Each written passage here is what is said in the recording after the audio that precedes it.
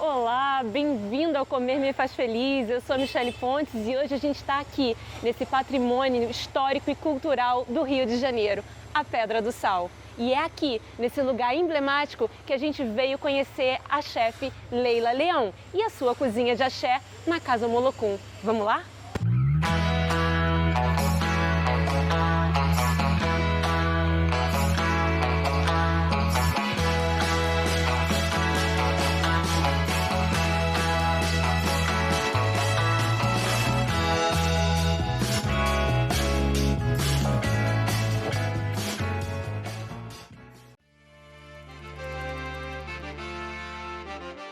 Leila! Que delícia! Muito obrigada, antes de mais nada, muito obrigada. Ah, não, de nada. E eu que agradeço, na verdade, né? A gente sempre fala que não é um monólogo, né? Você não tá aqui só para me ouvir, eu quero ouvir você também, é uma troca, porque isso faz parte da minha cozinha, da cozinha afetiva. Você é uma das primeiras pessoas que entram na minha cozinha para me ver cozinhando. Essa cozinha tem uma história que só pessoas de axé entram, isso foi quase que uma promessa feita. Olha! Então, seja muito bem-vinda. Nossa! Querida. Olha isso aqui, a pessoa inteira arrepiada. Sou dessas porque eu sinto. Vontade, menina! Que é nosso espaço, nosso pequeno espaço sagrado, né? Maravilhoso! Aqui sai a alimentação pro corpo e pra alma da galera que vem pra cá. O que você pretende preparar hoje então, aqui? Eu vou fazer o omolocum, Que é o nome da casa. que é o prato que dá o nome à casa. Vou fazer o omolocum e vou fazer uma moqueca de camarão, uma moquequinha de camarão para cobrir o omolocum com ovos, porque como eu te falei, na primeira vez que a gente se conheceu, o omolocum, ele dá o nome à casa. Ele é uma comida religiosa, mas eu trabalho com releituras de comidas de terreiro, releituras de comidas de orixá. A gente vai estar fazendo um omolocum, mas a moda da casa omolocum. Tá. Né? Não da forma assim, com ingredientes que o omolocum original leva na casa religiosa, mas com essa releitura que a Leila Leão faz da comida religiosa, passando ela para ser um prato profano, entre aspas, para poder se adaptar ao nosso paladar humano. Por exemplo, o omolocum, ele leva feijão fradinho, eu já deixei aqui um feijão catado. Tá. E botei ele de molho. Então ele leva feijão fradinho, é a base da comida religiosa, do omolocum especificamente.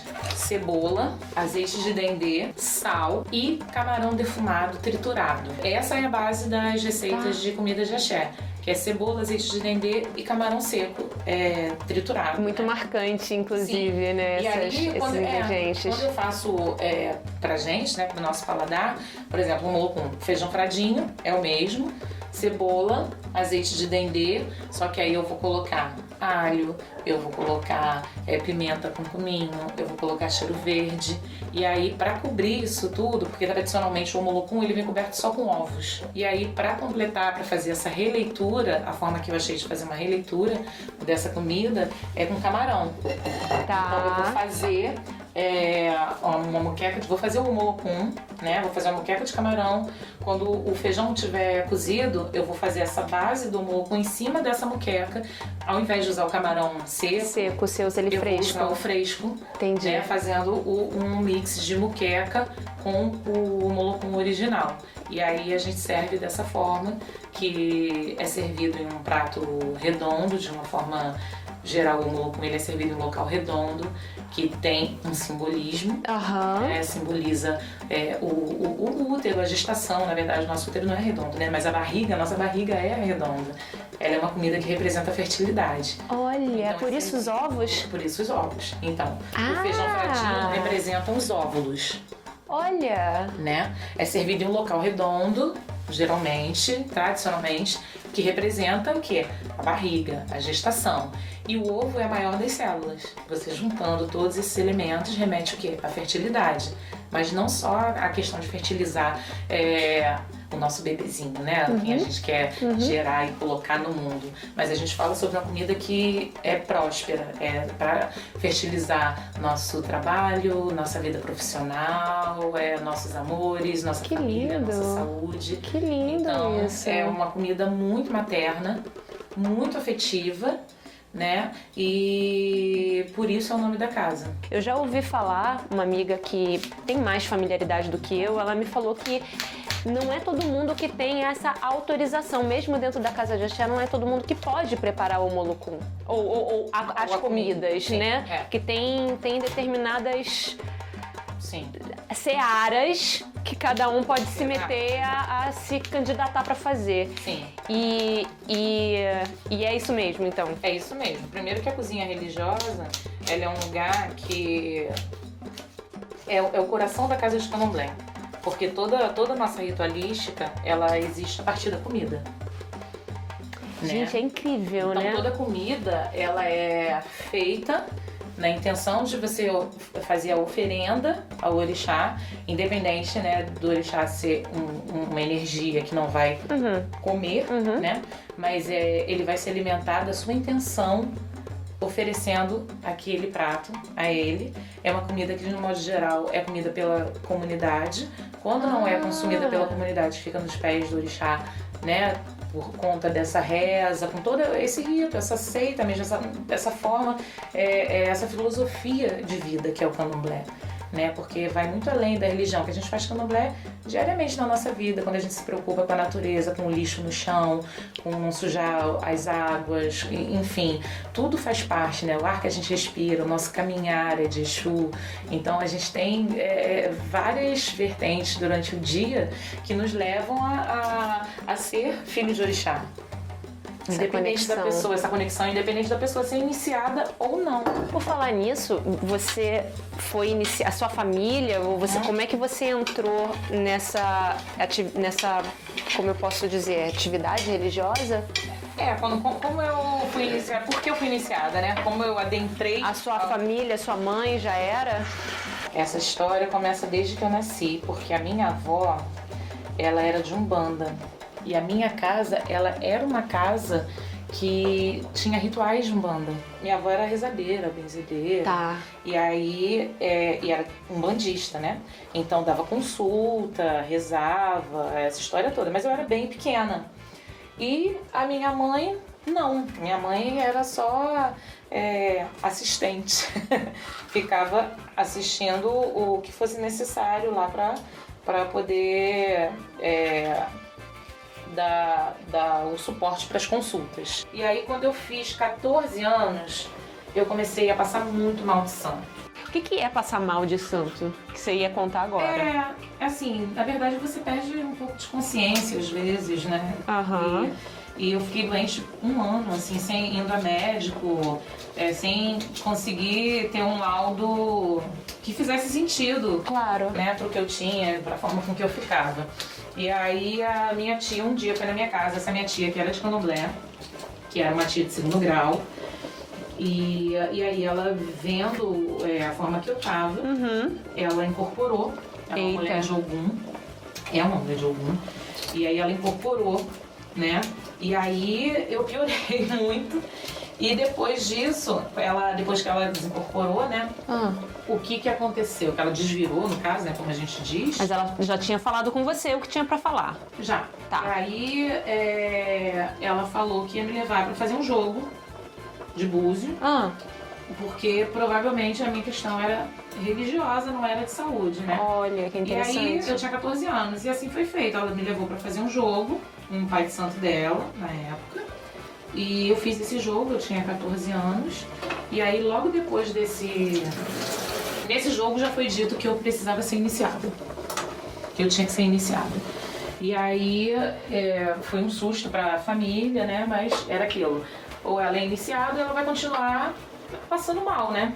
Porque existe uma demanda aqui pra ser atendida. Isso, exatamente. O jogo caiu que eu tinha 6 meses pra ser iniciada. E aí eu falei, eu quero.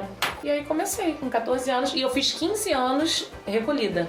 O dia da minha festa de 15 anos, que no caso seria minha festa, o meu aniversário, eu estava recolhida. E aí foi daí que começou. Começa a minha história, porque aí quando você é iniciado, primeiras coisas que você aprende. Lavar banheiro, a gente brinca, lavar banheiro, eu era bem novinha, vir pra cozinha, começar a entender como que são os processos de cozinhar pro orixá. E nessa história eu fiz 28 anos de iniciada já. Caramba, que lindo! E aí eu fui aprendendo a cozinhar naturalmente, não foi algo que eu falei, não, eu quero fazer. Mas você gostou, você gostava, você sentiu aptidão imediata com esse negócio, né? Porque eu tive outros empregos, trabalhei com várias outras coisas, mas a cozinha sempre esteve presente, porque eu nunca saí de dentro da casa religiosa, né? Porque a gente está exatamente em cima da Pedra do Sal.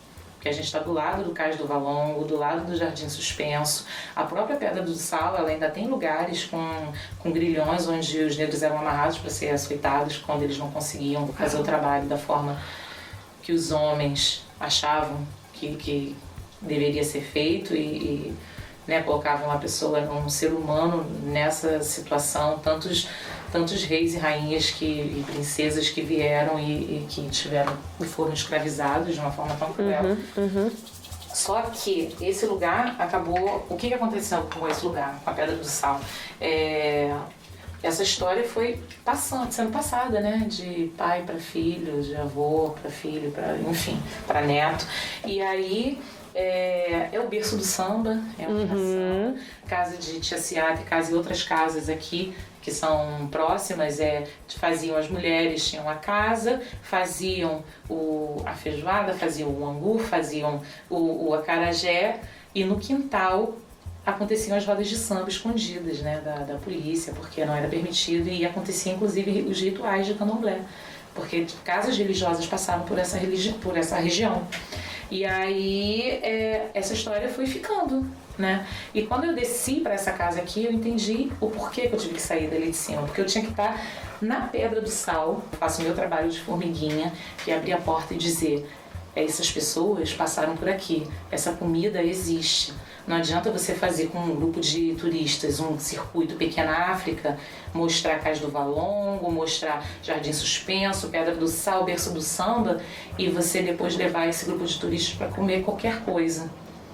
Eu acho que essas pessoas têm que entender que essa história tem um sabor, que essa comida ela foi consagrada por essas pessoas, por essas senhoras, que eu peço bênçãos todos os dias e peço licença, peço agô para poder estar falando sobre isso e cozinhando e poder estar alimentando pessoas com essa comida, que é uma herança ancestral, que é uma herança dessas mulheres, desses homens, desse povo que passou por aqui. Então, cada vez que eu abro a minha porta, eu estou louvando a ancestralidade da Pedra do Sal. Isso para mim é, assim, o maior dos trabalhos. Qual a origem do Omolocum? Então, o Omolocum é de origem religiosa mesmo. Mas não tem uma região em particular? Não, a região de Oxum, vamos dizer assim, se chama Oxobô. É uma cidade chamada Oxobô, que é uma cidade onde tem o Festival de Oxum, onde tem o Castelo de Oxum. Aonde fica, desculpa? Na Nigéria.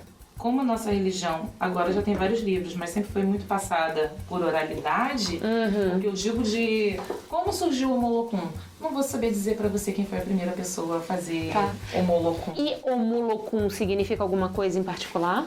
Omó é filho, Olocum já é um dos deuses. Eu acho que o desafio maior não é você montar uma história, é você manter uma história com a qualidade e com a veracidade que essa história merece, né? E precisa ter. Então, você conseguir ser reconhecido pelo seu trabalho. E o desafio também foi porque sempre foi por conta própria. A gente nunca teve apoio empresarial, nada disso. A casa vive até hoje de cada cliente que entra pela porta e cada prato que a gente vende. E eu falo, eu não tenho funcionários, eu tenho parceiros. Hoje em dia o meu filho mais velho, o Lucas, ele é sócio proprietário da casa, ele é meu sócio. Então, assim... E como é que se deu essa transição entre de filho... Ele também, ele é de filho a sócio e ele também é iniciado? Ele é iniciado. Ele, minha filha mais nova, meus filhos todos são iniciados no candomblé. Hoje em dia, quando a gente começou esse processo de pandemia e eu precisei de ir para Lumiar para dar uma arejada de verdade assim na cabeça, porque ficou todo mundo, acho que bem dodói, né? E aí, para dar essa arejada, ele falou: mãe, vai se cuidar porque eu cuido daqui. E aí eu fui e deixei ele e ele assumiu sozinho. assumiu a casa até eu melhorar, até eu estar pronta novamente para voltar. E aí foi quando teve a ideia de fazer o coworking, né? A casa virou um coletivo. É a Casa Molocum. A Casa Molocum, ela não deixou de ser Casa Molocum nunca. E aí você perguntou sobre a minha história aqui com a região. Eu vou voltar lá atrás para te falar. O meu avô, ele era da Marinha Mercante. Então a minha avó e a minha bisavó, eles moravam aqui no Caju. Elas tinham um pensionato que cuidava das roupas dos estivadores, dos marinheiros, faziam comida. Então, assim, aqui, nessa região, a mãe da sua mãe? A mãe da minha mãe e, no caso, a minha bisa, que era a mãe do meu avô. As minhas memórias são da minha casa, com a minha avó, com os filhos. Depois de sair daqui do Caju, de estar morando já em outro lugar, mesa para 11 pessoas, mesa cheia. Minha família inteira é nordestina, pernambucana, tanto por parte de pai quanto de mãe. Só eu nasci aqui, toda a minha família é pernambucana. E aí, assim, família nordestina, mesa cheia, fartura, comida farta, todo mundo em volta, comungando, em volta, em torno da mesa.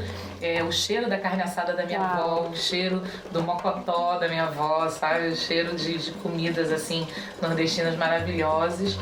Minha tia, que é cearense, morava com a gente também, então fazia baião de dois, já fazia todas essas comidas. Então eu cresci vendo isso, comendo isso. Então as minhas memórias e as minhas inspirações vêm da minha própria família, vêm das mulheres da minha família que eu vi cozinhando. Primeiro minha avó, minha tia, minha mãe e hoje eu, só que fui eu que me profissionalizei para levar essa história à frente como profissional, porque elas cozinhavam de coração para a família. Por isso que eu falo que a minha cozinha é uma cozinha afetiva e sempre vai ser. Um molocum original, ele tradicionalmente, deixa eu ver um ovo bem bonitinho. Ele é servido, podem ser 5 ovos. Tem um motivo para serem 5 ovos, como você falou? Porque tem uma questão nos jogos de luz, assim, a gente fala sobre odus, sobre caminhos, aí já é uma coisa mais interna, que responde em cada orixá. E aí 5 faz parte dentro da numerologia iorubá que o Oxum responde. Então, não só são 5 ovos, podem ser, aí tem as variações da quantidade, né? Eu sei que vão até 21 ovos, dependendo do tamanho do molocum.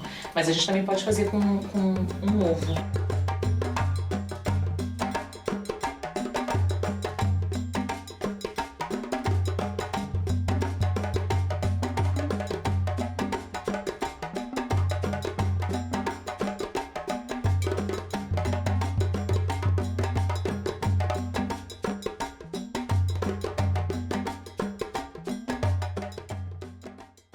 Coisa linda, tá tão lindo, eu tô tão feliz de estar aqui. Você Não faz ideia. Eu acho.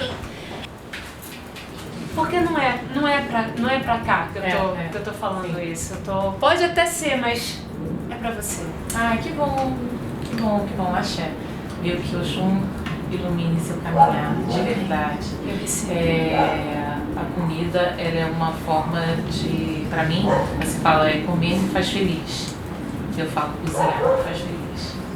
Então que essa junção do que você ama fazer e do que eu amo fazer possa ser próspero nas nossas vidas, que você tenha sucesso nesse teu empreendimento, que você tenha boas pessoas no seu caminho, que os bons olhos lhe vejam e que você tenha um caminhar de muito longo, podendo levar a história das pessoas à frente, viu? E provando o que a gente faz com o coração. Porque eu tenho certeza que todas as pessoas que você vir a falar, a contar a história, vai ser muito importante, não só para você, mas para essas pessoas também, porque você vai estar ajudando a repassar algo muito importante. E eu quero te dar um presente da casa, que para mim é muito significativo. Mas... É a primeira vez que você come molocum, né? Então você é numa casa de Oxum, uma mulher de Oxum está desejando para você prosperidade, bons trabalhos. E eu vou te dar um fio de conta de Oxum. Nossa! Que você aceite e guarde e leve pra vida como proteção, como forma de amor, como forma dessa partilha. Nossa. Tá bom? Eu vou te servir, tá?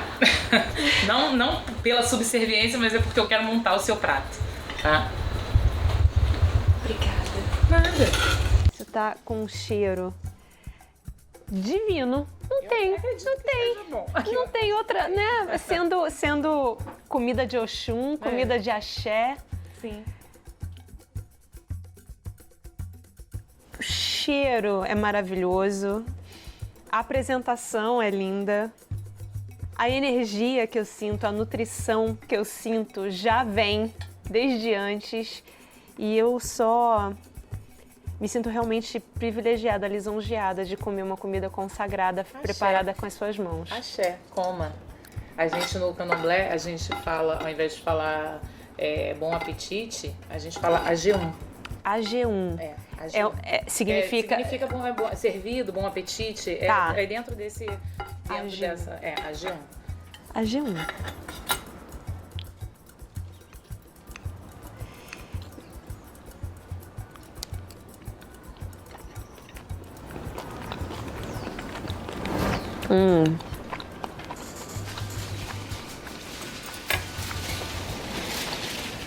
Comida familiar. Tem gosto de comida de casa. Tem gosto de, como eles chamam, né? Comida conforto. Comfort Comida food. quentinha, Comida quentinha, confortável. E você tem um tempero, minha amiga. Tua mão Que bom. é abençoada. Que bom. O omolokum pode ser acompanhado de arroz, pode ser acompanhado com mini acarajé, banana frita, a pimentinha. E você serve o omolokum sempre? Tem sempre o omolokum na casa? Sempre. Pelo menos um final de semana sim ou não. Porque quando você vem. Seu filho não faz o omolokum? Ele faz. Justamente quando eu não tô na casa, geralmente eles fazem o omolokum. Porque aí quando eu venho, eu já faço um prato mais de alguma especialidade que seja minha, né? Coisas que minha mãe ainda não sabe fazer, que ele não sabe fazer. Igual esse final de semana agora passado, cara, a foto ia ficar maravilhosa, Jéssica. Eu fiz o prato do Lubagé, que é a festa de Omolu. Então vão vários itens, inclusive o omolokum. Vai bola. Eu vou tirar prato. Esse prato redondo, ele vai composto de outros tantos pratos. Isso, são vários. É um mini banquete. Exatamente. Ele vai bola de arroz, omolokum, farofa de dendê, banana da terra frita, xinxim de galinha, acarajé e pipoca. Foi o desse final de semana. Aí a gente vai modificando o cardápio. São todas comidas de axé? São todas comidas de terreiro? São todas comidas de terreiro. Todas essas que eu te falei. Que lindo! E também tiveram autorização para ser compartilhadas. Elas não podem simplesmente ser feitas. Se comer me faz feliz, eu queria ouvir de você. Você falou mais cedo, né? Que cozinhar é o que você gosta, né? O que te move, né? Foi o que eu te falei. Comer te faz feliz, cozinhar me faz feliz. É isso. Obrigada, Axé. meu amor. Axé. Coma e seja feliz. Muito!